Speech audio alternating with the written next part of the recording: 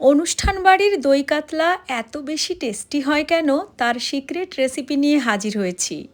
দই কাতলা তো আপনারা অনেকবার বানিয়ে খেয়েছেন, একবার এভাবে বানিয়ে দেখুন, অসম্ভব টেস্টি হয় খেতে।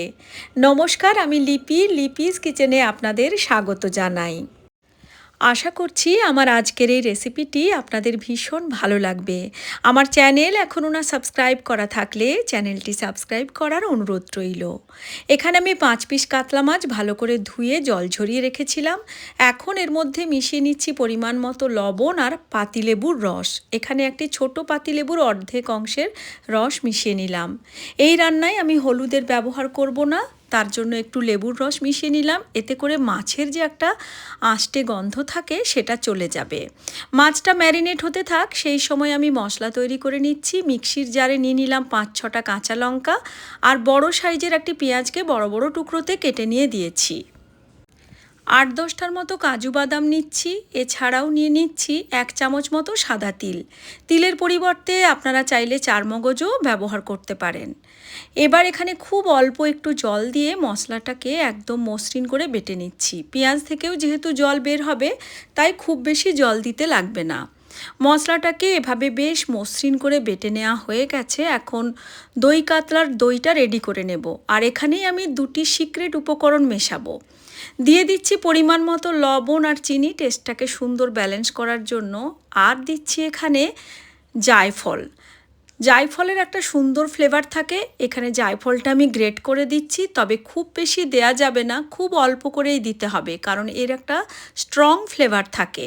দেখতেই পাচ্ছেন খুব অল্প পরিমাণে দিয়েছি। এরপর এখানে দিয়ে দিচ্ছি 1 টেবিল চামচ ভর্তি করে গুঁড়ো দুধ। এই জায়ফলের গুঁড়ো আর গুঁড়ো দুধটা দেওয়ার জন্য কিন্তু এই দইয়ের ফ্লেভারটা অনেকটাই বেড়ে যায়, আর তাতে করে দই মাছের ফ্লেভার দুর্দান্ত হয়। সমস্ত কিছুকে দইয়ের সঙ্গে খুব ভালো করে মিশিয়ে ফেটিয়ে নিতে হবে, যাতে করে দইয়ের টেক্সচারটা একদম ক্রিমের মতো তৈরি হয়ে যায়।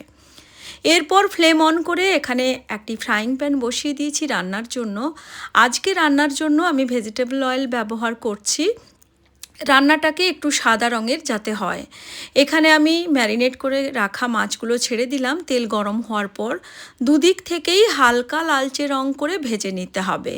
খুব বেশি এর থেকে কড়া করে ভাজবার প্রয়োজন নেই, দুদিকেই সুন্দর রং ধরে গেছে, দেখতেই পাচ্ছেন। এবার মাছগুলো ভেজে নিয়ে আমি নামিয়ে নিচ্ছি।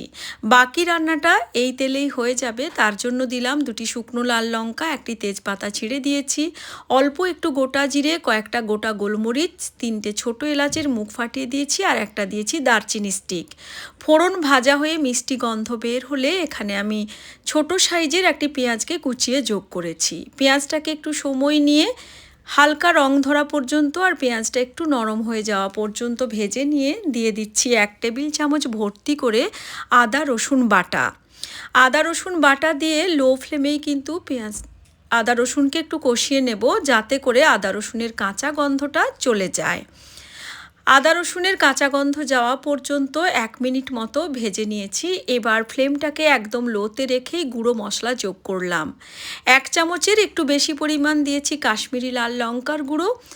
1 চামচেরও কম করে, অর্থাৎ ছোট চামচের 1 চামচেরও কম করে দিলাম ধনে গুঁড়ো আর জিরে গুঁড়ো। অল্প জল দিয়ে গুঁড়ো মশলাকে বেশ ভালো করে কষিয়ে নিলাম। আর তারপর এখানে মিক্সিতে বেটে রাখা সমস্ত মশলা দিয়ে খুব ভালো করে কষিয়ে নিতে হবে সময় নিয়ে, যাতে করে এই মশলার কাঁচা গন্ধ একেবারে ভালো করে চলে যেতে পারে। এই সময় মিক্সির জার ধুয়ে অল্প পরিমাণ জলও দিয়েছি, আর এই সময় আমাদের পরিমাণ মতো লবণটাও দিয়ে নিতে হবে। মাছে লবণ দেওয়া আছে, দইয়ের মধ্যেও অল্প লবণ দিয়েছি, সে কথা মাথায় রেখেই এখানে লবণটা যোগ করলাম। একদম তেল ছেড়ে যাওয়া পর্যন্ত মশলাটাকে খুব ভালো করে আমরা কষিয়ে নিয়েছি, দেখতেই পাচ্ছেন। এবার ফ্লেমটাকে অফ করে এখানে দইটা দিয়ে দিলাম। ফ্লেম অফ করে দইটা দিয়ে খুব ভালো করে মশলার সঙ্গে মিশিয়ে নেব। এতে করে দইটা ফেটে যাবে না, দইটা খুব সুন্দরভাবে মশলার সঙ্গে মিশে যাবে, আর রান্নাতে একটা সুন্দর ক্রিমি টেক্সচার চলে আসবে। এবার খুব ভালো করে সমস্ত কিছুকে একসঙ্গে মিশিয়ে নিয়ে এবার কিন্তু ফ্লেমটাকে অন করে দিয়ে আবারও তেল ছেড়ে যাওয়া পর্যন্ত ভালো করে কষাতে হবে। মশলা যত ভালো করে কষানো হবে রান্নার স্বাদ কিন্তু ততটাই ভালো হবে, বলার অপেক্ষা রাখে না। দেখতেই পাচ্ছেন আস্তে আস্তে করে তেলটা ছাড়তে শুরু হয়েছে। ঠিক এভাবেই আমরা মশলাটাকে সুন্দর করে তেল ছেড়ে যাওয়া পর্যন্ত কষিয়ে নেব। এইভাবে কষাতে মশলাটাকে দই দেওয়ার পরেও আরও প্রায় 6 থেকে 7 মিনিট মতো আমি কষিয়ে নিয়েছি। আর তাতে করে দেখতেই পাচ্ছেন তেলটা সুন্দর আলাদা হয়ে গেছে আর মশলা ভাজা হয়ে সুন্দর গন্ধ বেরোতে শুরু করেছে। এই সময় আমি এখানে গরম জল যোগ করে দিলাম। চেষ্টা করবেন রান্নাতে অবশ্যই করে গরম জলটা দিতে, এতে করে রান্নার স্বাদ খুব ভালো হয়। গ্রেভি ভালো করে ফুটতে দিয়েছি আর তারপরে এই ফুটন্ত গ্রেভির মধ্যে ভেজে রাখা মাছগুলো যোগ করে দিচ্ছি। সমস্ত মাছগুলো দেওয়ার পর একটু হালকা হাতে আমরা মিশিয়ে নেব আর তারপর কিন্তু ফ্লেমটাকে মিডিয়াম টু লোতে রেখে ঢাকা দিয়ে 5 মিনিট মতো রান্না করে নেব। এতে করে মশলার সুন্দর ফ্লেভার মাছের সঙ্গে ভালো করে মিশে যেতে পারবে। আর তারপর 5 মিনিট পর আমি ঢাকনাটা খুলে দিচ্ছি। গ্রেভিটা সুন্দর ঘন হয়ে গেছে, রান্নাতে বেশি বাকি নেই আর।